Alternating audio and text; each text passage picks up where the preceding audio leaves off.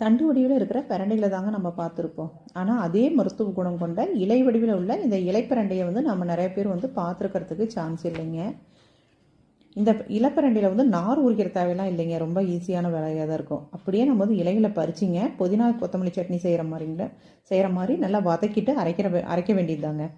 இந்த டேஸ்ட்டை நல்லா இருக்குன்னு சொல்கிறாங்கங்க. நான் வந்து இன்னும் சமைச்சு சாப்பிட்டதெல்லாம் இல்லைங்க, அதனால் அதோட அரிப்புத்தன்மை எப்படி இருக்குங்கிறது எனக்கு இன்னும் தெரியாதுங்க.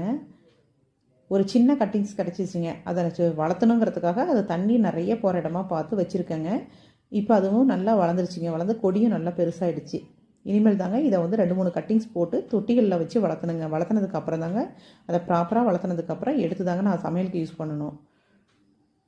இந்த பிரண்டை செடி வந்து உங்கள் வீட்டில் எல்லாம் இருக்குங்களாங்க? இருந்தால் நீங்கள் எப்படி யூஸ் பண்ணுவீங்க? இதோட அரிப்புத்தன்மை எப்படி இருக்கும் அப்படிங்கிறத, டேஸ்ட் எப்படி இருக்குங்கிறதெல்லாம் கமெண்ட்ஸில் சொல்லுங்கங்க. இந்த வீடியோ வந்து உங்களுக்கு பிடிச்சிருக்குன்னு நினைக்கிறேங்க. பிடிச்சிருந்தது அப்படின்னா லைக் பண்ணுங்கள், ஷேர் பண்ணுங்கள், சப்ஸ்கிரைப் பண்ணுங்கள். மறக்காமல் உங்கள் கருத்துக்களை கமெண்ட் செக்ஷனில் சொல்லுங்கள்.